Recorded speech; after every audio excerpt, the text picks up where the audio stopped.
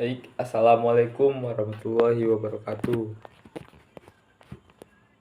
Saya Izwan Nuragil, NIM 21032092 dari kelas Negosiasi dan Advokasi Bisnis 6B. Di sini saya akan memaparkan tentang materi perencanaan bisnis.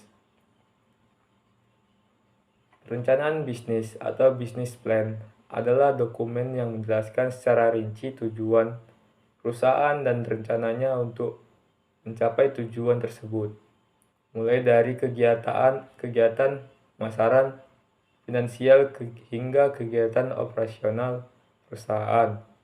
Selain itu, perencanaan bisnis juga bisa berfungsi sebagai penjaga tim eksekutif untuk berada pada satu tujuan yang sama. Perencanaan bisnis ini akan ditinjau dan diperbarui secara berkala untuk mencerminkan tujuan atau hal yang sudah dicapai atau ada yang telah mengalami perubahan. Dan adapun tujuan perencanaan bisnis yang satu, memastikan arah bisnis sesuai dengan visi misi. Tujuan perencanaan bisnis yang pertama adalah untuk memastikan arah bisnis sesuai dengan visi misi yang sudah disusun. Hal ini juga bisa Anda jadikan sebagai bahan evaluasi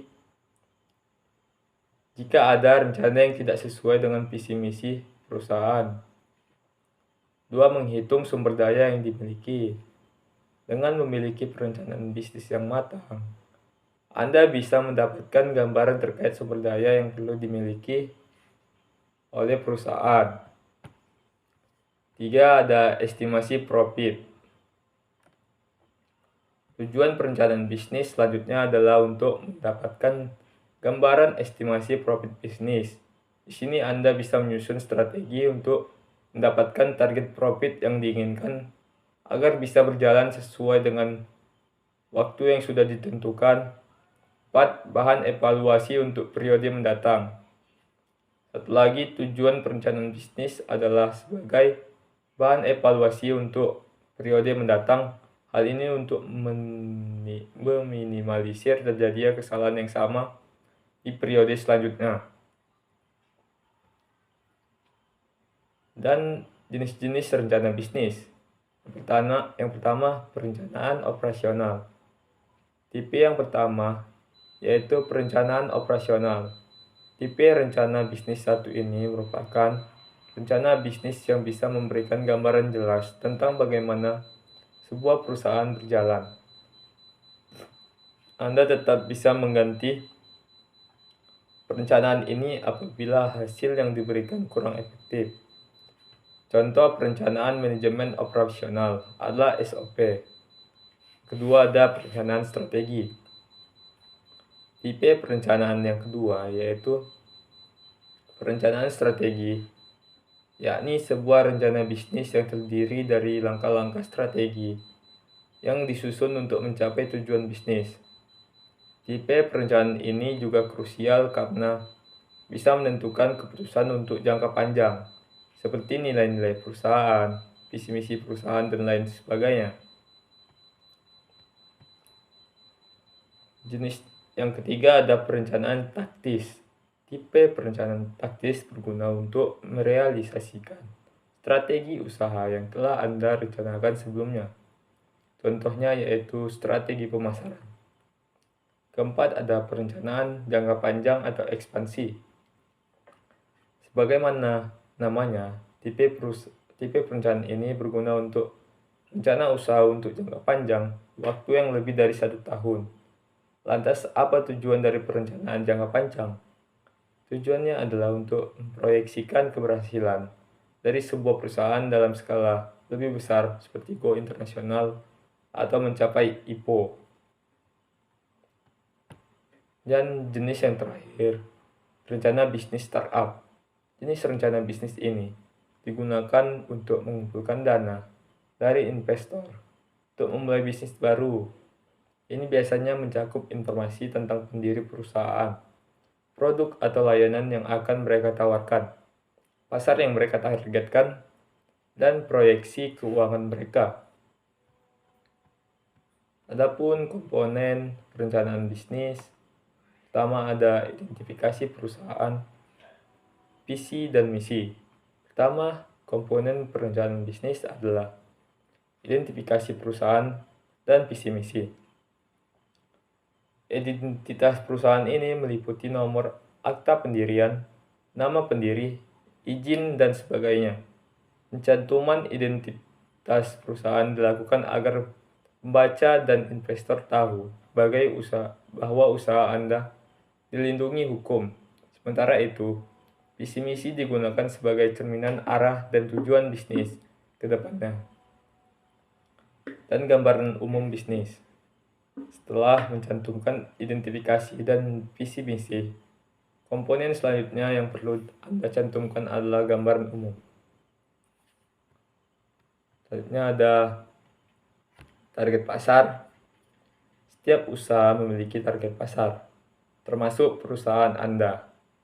Agar pembaca tahu bisnis Anda tepat sasaran, maka Anda wajib mencantumkan target pasar ke dalam rencana bisnis. Selain menunjukkan sasaran, pencantuman target pasar ke dalam perencanaan akan membantukan meyakinkan investor. Selanjutnya ada rincian produk. Bagi seorang pengusaha, produk adalah salah satu bukti bahwa kita benar-benar serius menjalankan bisnis tersebut. Entah produknya jasa atau fisik. Oleh sebab itu, Anda wajib masukkan rincian produk yang akan dibuat dalam rencana usaha. Selanjutnya ada rencana pemasaran. Anda harus memasarkannya agar perusahaan mendapatkan omset.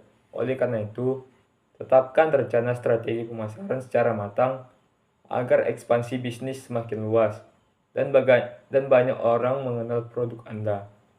Setelah itu, masukkan rencana strategis Anda ke dalam bisnis plan agar para pembaca dan investor bisa mengevaluasi seefektif apa strategi tersebut. Selanjutnya ada biaya operasional. Komponen berikutnya Anda wajib mencantumkan ini dalam rencana agar tahu berapa banyak modal yang Anda butuhkan guna memulai usaha apabila keperluan biaya operasi tinggi. Anda bisa mengambil keputusan untuk mencari investor. Selanjutnya ada perhitungan BEP. Dengan adanya estimasi kapan BEP terjadi, Anda bisa tahu kapan bisnis mulai menghasilkan laba. Selain itu, BEP juga dapat menjadi dasar pertimbangan investor saat mendanai usaha. Profitabilitas. Tujuan utama mendirikan usaha adalah memperoleh keuntungan setinggi-tingginya. Untuk itu, Anda harus merencanakan estimasi perhitungan profit. Selanjutnya ada analisa persaingan dan strategi. Komponen terakhir rencana bisnis adalah analisa persaingan dan strategi. Selain fokus dengan kemajuan perusahaan, Anda juga memerlukan melakukan analisis pesaing. Dengan demikian, Anda dapat membuat rencana strategi guna mengalahkan kompetitor dan menjadikan usaha Anda penguasa pasar. Terakhir ada evaluasi. Satu lagi komponen perencanaan bisnis adalah evaluasi. Di sini Anda bertugas untuk meninjau kembali semua hal yang sudah Anda lakukan. Apa itu penggerak bisnis? Penggerak bisnis adalah masukan dan aktivitas utama yang mendorong hasil operasional dan keuangan suatu bisnis. Contoh umum dari pendorong bisnis adalah tenaga penjualan, jumlah toko, lalu lintas, situs web, jumlah dan harga produk yang dijual, unit produksi, dan lain-lain. Untuk membuat pilihan internal mengenai strategi bisnis atau membangun model keuangan untuk menilai perusahaan, penting untuk mendapatkan pemahaman yang kuat untuk mendorong bisnis. Bagaimana menentukan apa yang menjadi pendorong bisnis? Penggerak berdampak pada semua aspek keuangan bisnis. pendapatan, pengeluaran, dan biaya modal. Dalam mengidentifikasi apa yang menjadi pendorong utama, penting untuk melakukan jenis analisis penyebab utama. Mulailah dengan melihat laporan keuangan perusahaan dan ajukan pertanyaan apa yang mendorong item baris ini. Mari kita ambil pendapatan sebagai contoh. Untuk perusahaan retail fisik, misalnya perusahaan pakaian yoga. Apa yang mendorong pendapatan? Volume produk yang terjual dikalikan dengan harga rata-rata. Apa yang mendorong volume?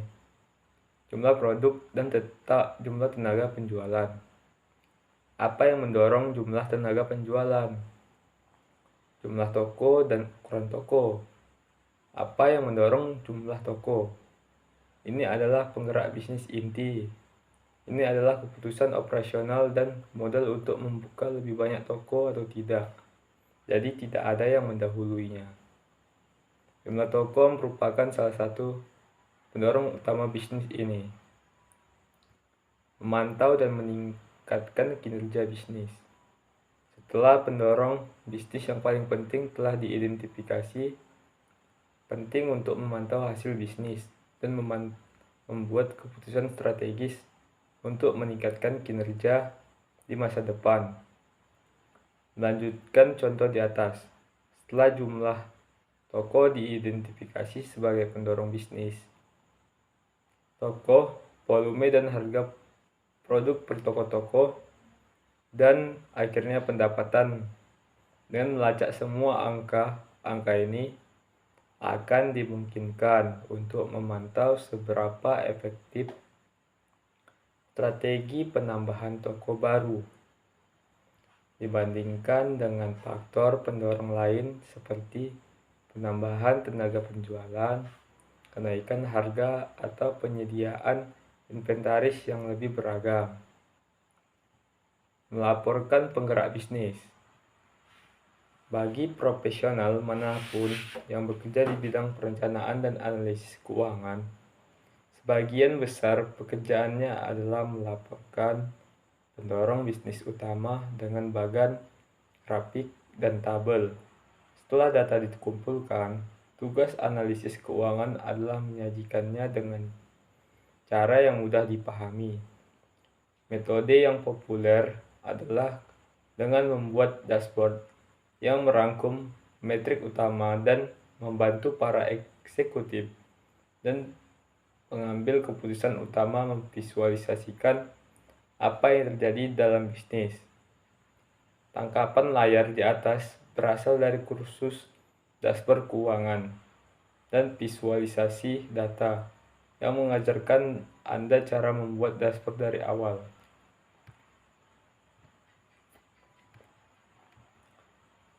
Aplikasi dalam permodelan dan penilaian keuangan. Saat membangun model keuangan di Excel, prosesnya dimulai dengan membangun bagian asumsi yang mencakup semua pendorong bisnis utama. Setelah semua memasukkan ini, perkiraan dapat dibuat dan model 3 pernyataan dasar dapat dibuat.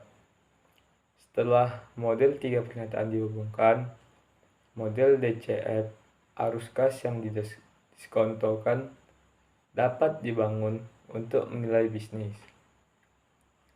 Permodelan tingkat lanjut seperti analisis sensitivitas, struktur pembiayaan, dan transaksi seperti merger dan akuisisi juga dapat dilakukan. Untuk mempelajari lebih lanjut, lihat kursus permodelan keuangan. Sumber daya tambahan. Terima kasih telah membaca panduan untuk penggerak bisnis ini dan memahami pentingnya mereka dapat mengambil keputusan dan strategi bisnis. Untuk mempelajari dan mengembangkan keterampilan Anda, sumber daya keuangan tambahan gratis berikut akan berguna. Pertama, ada keunggulan kompetitif, strategi perusahaan, bagaimana 3 laporan keuangan tertaut, panduan permodelan keuangan gratis. Lihat semua sumber permodelan Keuangan. Lihat semua sumber penilaian. Apa itu proses bisnis? Proses bisnis adalah serangkaian tugas atau aktivitas bisnis yang dijalankan secara terstruktur, terorganisir, dan saling berkaitan untuk mencapai tujuan perusahaan. Aktivitas yang dilakukan tentu akan berkaitan dengan pembuatan atau pengembangan produk bisnis. Dalam serangkaian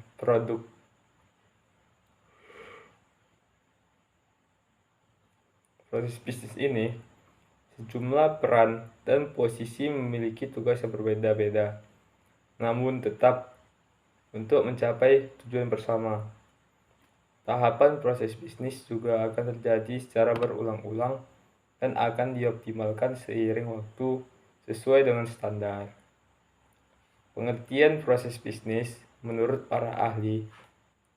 Definisi proses bisnis juga telah dipaparkan oleh sejumlah ahli seperti penjelasan berikut ini. Kelly R. Rayner, proses bisnis adalah kegiatan yang saling berhubungan dalam upaya menghasilkan produk atau jasa yang bernilai bagi perusahaan. Fungsi proses bisnis. Setelah memahami apa itu proses bisnis, lantas apa saja fungsi proses bisnis? Yang pertama ada membantu manajer atau pihak SDM perusahaan mengidentifikasi permasalahan dan menemukan solusinya selama berjalannya proses bisnis. Menjadi indikator penting bagi konsumen untuk mengetahui kapan proses bisnis akan dimulai dan diakhiri atau berkelanjutan. Menjadi pedoman bagi karyawan perusahaan terkait tugas dan perannya dalam membantu mencapai tujuan bisnis. Adapun manfaat proses bisnis, terdapat beberapa manfaat proses bisnis yang penting untuk dipahami sehingga implementasinya juga jalan baik. Berikut penjelasannya. Pertama, meminimalisir risiko dan pengeluaran. Manfaat proses bisnis adalah mencegah terjadinya kesalahan teknis dan munculnya risiko serta mengurangi inefisiensi dengan proses bisnis yang berjalan baik dan sistematis itu akan meminimalisir munculnya pengeluaran tidak terencana. 2. Meningkatkan efisiensi. Aktivitas dalam proses bisnis akan dirancang sedemikian rupa untuk meningkatkan efisiensi kerja. 3. Fokus pada pelanggan. Yang keempat, mengurangi human error. Yang kelima, adaptif terhadap perkembangan teknologi. Keenam, manajemen waktu lebih baik.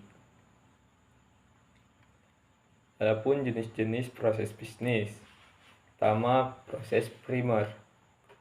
Sesuai namanya, jenis proses bisnis ini adalah yang paling fundamental karena terkait kegiatan operasional perusahaan.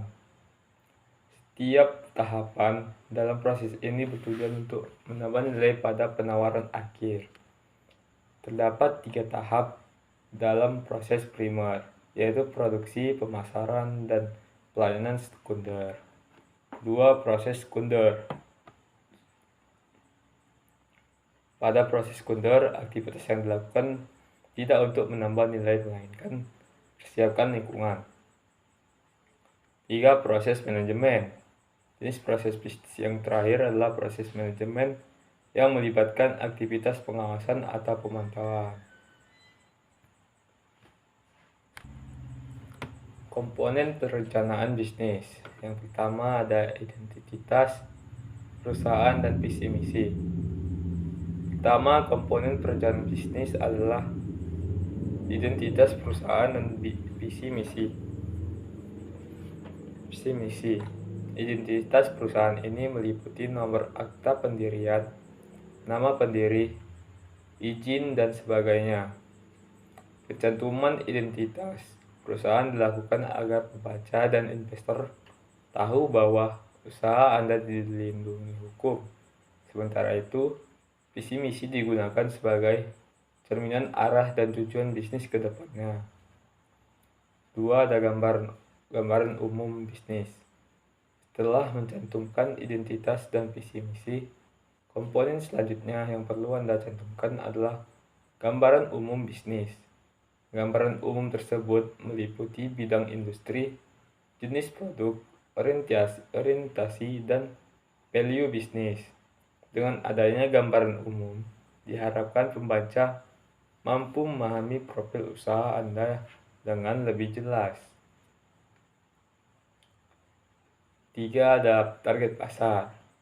Setiap usaha memiliki target pasar, termasuk perusahaan Anda.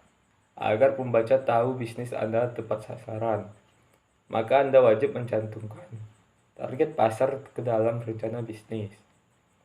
Selain menunjukkan sasaran, pencantuman target pasar ke dalam perencanaan akan membantu meyakinkan investor tentang potensi market share yang bisa usaha Anda dapatkan. Rincian produk. Komponen berikutnya perencanaan bisnis adalah rincian produk. Bagi seorang pengusaha, produk adalah salah satu bukti bahwa kita benar-benar serius menjalankan bisnis tersebut. Entah produknya jasa atau fisik. Oleh sebab itu, Anda wajib memasukkan rincian produk yang akan dibuat dalam rencana usaha. Meliputi nama produk, deskripsi, komposisi, dan harga. Selanjutnya ada rencana pemasaran. Setelah produk siap, tentu Anda harus memasarkannya agar perusahaan mendapatkan omset. Oleh karena itu, tetapkan rencana strategi pemasaran secara matang agar ekspansi bisnis semakin luas dan banyak orang mengenal produk Anda. Setelah itu, masukkan rencana strategis Anda ke dalam bisnis plan agar para pembaca dan investor bisa mengevaluasi seefektif apa strategi tersebut. Selanjutnya ada biaya operasional. Komponen berikutnya perencanaan bisnis adalah biaya operasional. Anda wajib mencantumkan ini dalam rencana agar tahu berapa banyak modal yang Anda butuhkan guna memulai usaha. Apabila keperluan biaya operasional tinggi, Anda bisa mengambil keputusan untuk mencari investor. Selanjutnya ada perhitungan break-even point. BEP adalah posisi ketika jumlah modal keluar sama persis dengan penghasilan. Istilahnya sederhana untuk menyebut BEP adalah balik modal. Dengan adanya estimasi kapan BEP terjadi, Anda bisa tahu kapan bisnis mulai menghasilkan laba. Selain itu, BEP juga dapat menjadi dasar pertimbangan investor saat mendanai usaha Anda. Selanjutnya ada profitabilitas. Tujuan utama mendirikan usaha adalah memperoleh keuntungan setinggi-tingginya. Untuk itu, Anda juga harus merencanakan estimasi perhitungan profit. Selain memperkirakan profitabilitas perusahaan, perhitungan ini dapat menjadi sokongan moral bagi Anda, tim, dan investor. Karena sekarang telah diketahui perusahaan memiliki target laba yang harus dicapai. Selanjutnya ada analisa, persaingan, dan strategi. Komponen terakhir rencana bisnis adalah analisa, persaingan, dan strategi. Selain fokus dengan kemajuan perusahaan, Anda juga perlu melakukan analisa pesaing. Dengan demikian, Anda dapat membuat rencana strategi guna mengalahkan kompetitor dan menjadikan usaha Anda penguasa pasar. Selanjutnya ada evaluasi. Satu lagi komponen perencanaan bisnis adalah evaluasi. Di sini Anda bertugas untuk meninjau kembali semua hal yang sudah Anda lakukan. Dan begitu, Anda juga bisa mengetahui kekurangan dan kelebihan bisnis yang Anda jalankan. Adapun langkah-langkah membuat bisnis. Pertama, mengenali bisnis yang Anda jalankan. 2. Tentukan arah bisnis. 3. Tentukan target bisnis. 4. Lakukan riset pasar dan kompetitor. Yang kelima, mengetahui SWOT bisnis yang dijalankan. Keenam, membuat timeline. 7. Membuat budgeting. Yang kedelapan, membuat perencanaan bisnis Anda. Adapun fungsi organisasi perwakilan bisnis, yang pertama, mewakili otoritas terkait mengenai kendala yang dihadapi oleh bisnis anggotanya dan dengan sendirinya atau dengan bantuan organisasi lain. Melakukan advokasi untuk kebijakan, peraturan, atau perbaikan infrastruktur yang tepat. Kedua, menyebarkan informasi dan menyalurkan umpan balik mengenai kebijakan dan peraturan pada anggota bisnis mereka dan menyediakan konstituen yang berpotensi mendukung keberhasilan implementasi kebijakan dan peraturan pemerintah. Mendorong usaha-usaha yang tidak terorganisir di perekonomian informal untuk menjadi terorganisir atau melakukan formalisasi dengan mewajibkan pendaftaran sebagai syarat keanggotaan dan dengan menyuarakan tuntutan dunia untuk perbaikan pelayanan publik sebagai imbalan atas pendaftaran. Dan juga mewakili pemilik dan manajer bisnis yang memiliki defisit politik berdasar gender, disabilitas, lokasi terpencil, atau identitas subkelompok yang kurang mendukung secara sosial, memulai standar industri atau menyelesaikan konflik industri secara internal sehingga perkuat sektor swasta tanpa memerlukan intervensi pemerintah. Bagaimana advokasi bisnis dapat menjadi lebih efektif? Pertama, menyebarkan informasi tentang undang-undang dan peraturan yang mempengaruhi komunitas bisnis, mempengaruhi jalannya atau bentuk tindakan legislatif atau peraturan, identifikasi isu-isu yang muncul sehingga dunia usaha dapat memutuskan apakah akan melakukan pencegahan terhadap peraturan perundang-undangan. Membuat usulan, tindakan, atau upaya untuk membentuk kembali undang-undang yang ada, memberikan panduan kepada anggota tentang bagaimana bertindak dan menyikapi legislator, ciptakan sarana hukum untuk akses terorganisir kepada pejabat pemerintah, memberikan pengetahuan tentang orang, produser, prosedur, dan struktur yang terlibat dalam pembuatan kebijakan. Bagaimana advokasi bisnis dapat menjadi lebih efektif? Advokasi bisnis dimulai dengan suatu masalah atau persepsi bahwa ada alternatif yang lebih baik untuk situasi saat ini. Advokasi berupaya memecahkan masalah-masalah ini dan menerapkan alternatif yang lebih baik. Advokasi yang baik bersifat spesifik secara budaya, sosial, dan politik di mana adanya dialog dan membangun konsensus. Hal ini mungkin memerlukan waktu lebih lama, namun hal ini juga dapat menghasilkan hasil reformasi yang lebih berkelanjutan dan tahan lama. Advokasi yang baik juga memerlukan perencanaan yang matang. Selanjutnya, menetapkan agenda advokasi. Agenda advokasi adalah daftar prioritas permasalahan dan tanggapan yang ingin diadvokasi oleh komunitas bisnis. Organisasi perwakilan bisnis menyiapkan agenda advokasi untuk memfokuskan upaya advokasi mereka dan memantau keberhasilan. Adapun langkah dalam merumuskan agenda advokasi. Langkah pertama, identifikasi masalahnya. Apa saja permasalahan yang menjadi perhatian komunitas bisnis? Pahami masalahnya, bagaimana isu-isu ini mempengaruhi komunitas bisnis.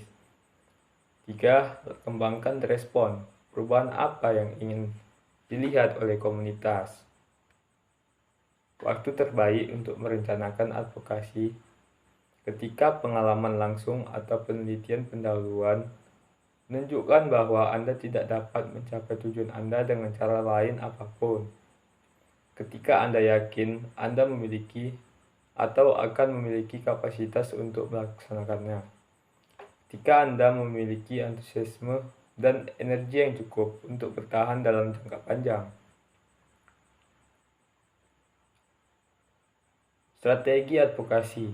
Strategi advokasi adalah rencana organisasi perwakilan bisnis yang menjelaskan bagaimana organisasi tersebut akan melaksanakan agenda advokasinya.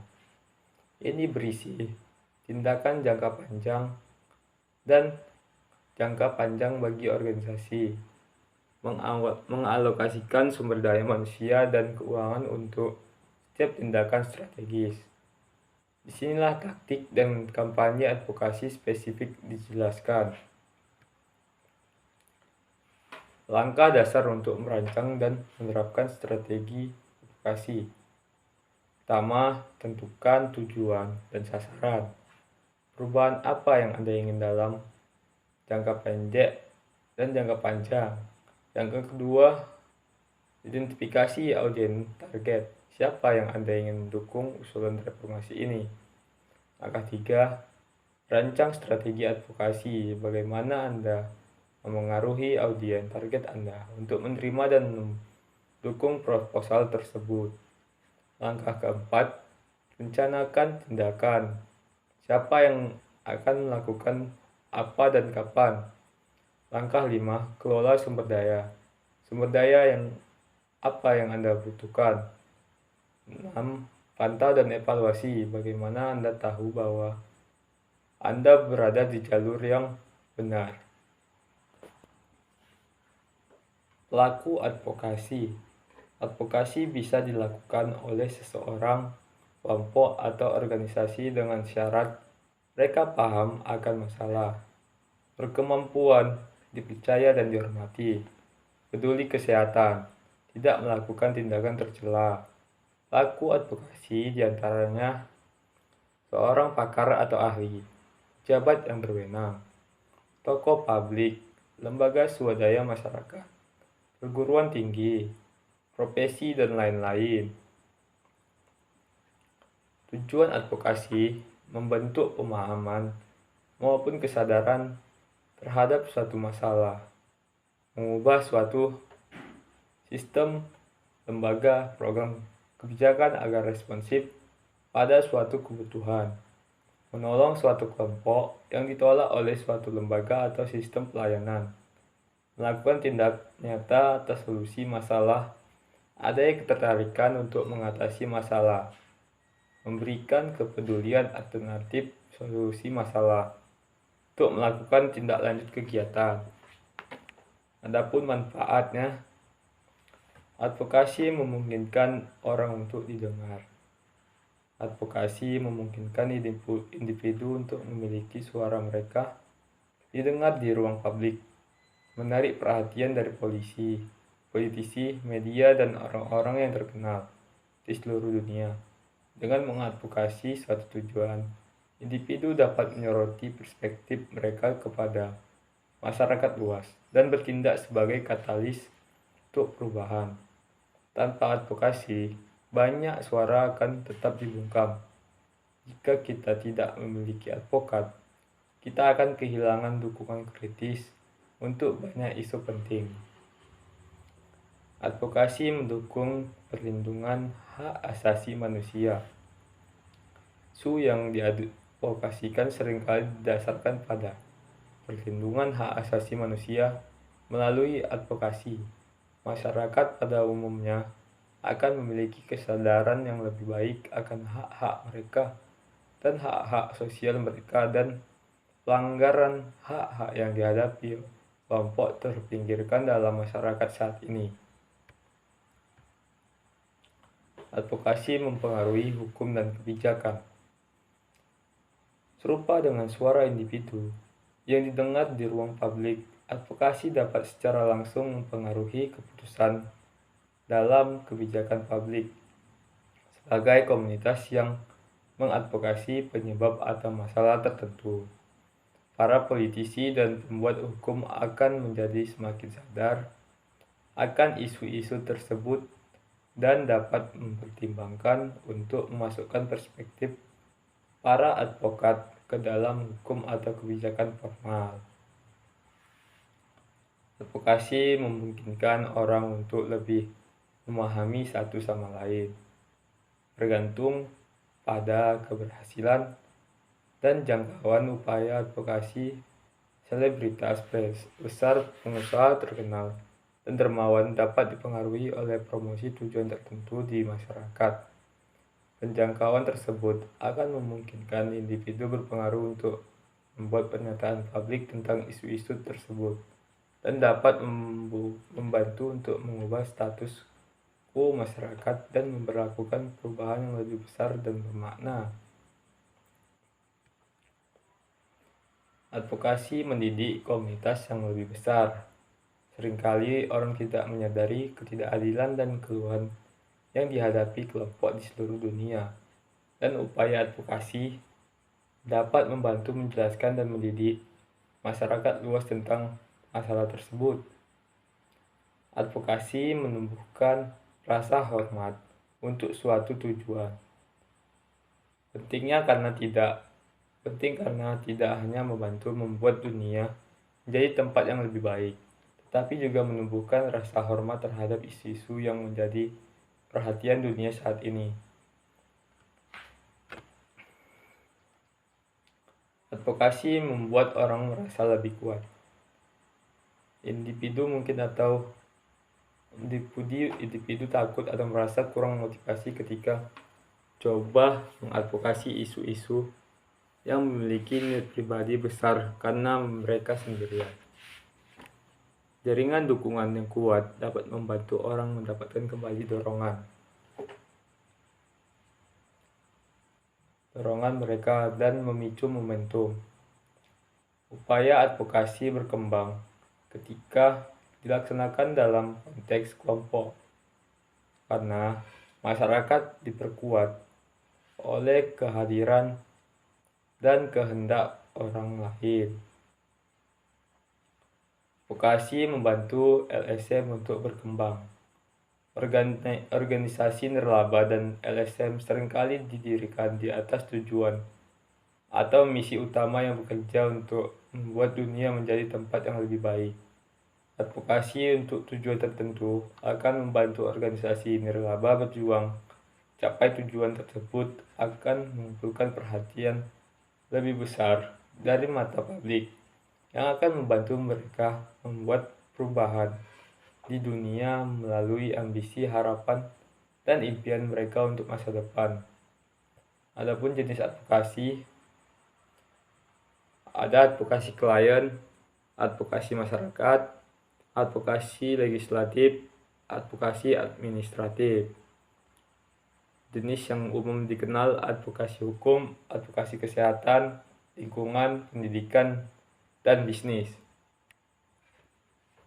Strategi pengembangan bisnis. Riset pasar mendalam. Riset pasar yang mendalam menjadi dasar bagi pengembangan bisnis yang sukses. Mengetahui kebutuhan dan keinginan pelanggan. Kita memahami tren pasar, membantu membimbing keputusan pengembangan. Pengembangan produk yang terarah. Pengembangan produk harus didasarkan pada pemahaman mendalam terhadap pasar. Identifikasi celah di pasar dan diciptakan produk atau layanan yang menjawab kebutuhan yang belum terpenuhi. Penggunaan teknologi terkini. Teknologi dapat menjadi katalisator pertumbuhan penggunaan teknologi terkini seperti kecerdasan buatan atau teknologi cloud dapat meningkatkan efisiensi operasional dan menciptakan peluang baru. Adapun tantangan dalam pengembangan bisnis, risiko dan pengelolaan perubahan. Pengembangan bisnis seringkali melibatkan risiko, dan pengusaha harus mampu mengelola perubahan. Perencanaan dan strategi yang matang diperlukan untuk mengurangi dampak risiko yang mungkin timbul. Bersaing di pasar. Bersaing dengan pesaing yang semakin ketat memerlukan strategi pengembangan bisnis yang unik. Pengusaha harus tetap beradaptasi dan mencari cara untuk membedakan diri mereka dari pesaing. Langkah-langkah dalam memulai bisnis. Cari ide bisnis. Mulai dengan mencari tahu tren pasar dan peluang bisnis yang ada. Akan lebih baik jika ide usaha yang akan dicapai sesuai dengan minat dan keahlian. Kedua, melakukan riset pasar. Pelajari persaingan dalam sebuah perwirausahaan dan cari tahu bagaimana membedakan dari pesaing. Mudahnya membuat sesuatu yang dapat mencerminkan ciri khas akan bisnis yang dimiliki sendiri. Ketiga, ada buat rencana bisnis. Setelah ide bisnis ditemukan dan melakukan riset pasar, langkah selanjutnya adalah membuat rencana bisnis yang jelas dan terperinci. Rencana bisnis akan menjadi panduan bagi pengusaha dalam mengambil keputusan strategi dan mengelola keuangan dengan baik. Keempat, mencari modal. Perhatikan modal usaha juga menjadi hal yang penting. Adapun langkah-langkah membuat perencanaan bisnis, pertama ada mengenali bisnis yang akan dijalankan. Cara membuat perencanaan bisnis yang pertama adalah dengan mengenali bisnis yang akan dijalankan. Artinya Anda harus mengetahui potensi, risiko, dan tantangan yang mungkin Anda hadapi. Yang kedua, tentukan arah bisnis. Dengan menentukan arah bisnis Anda, ketahui mau dibawa kemana bisnis yang Anda jalankan ini. Dengan alur yang jelas dan lebih terarah, Anda bisa mencapai tujuan bisnis dengan lebih mudah dan cepat. Ketiga, ada tentukan target bisnis. Selain arah bisnis, Anda juga harus menentukan target, sehingga Anda bisa lebih bersemangat dalam menjalankan bisnis. Keempat, lakukan riset pasar dan kompetitor. Dan yang kelima, ada mengetahui SWOT bisnis yang dijalankan, yaitu strength, kekuatan, weakness, kelemahan, opportunity, peluang, dan threat, ancaman, adalah analisis yang cukup dalam terkait bisnis tersebut. Sekian dari pemaparan materi saya tentang perencanaan bisnis. Saya sudahi dengan wabillahi taufiq wal hidayah. Assalamualaikum warahmatullahi wabarakatuh.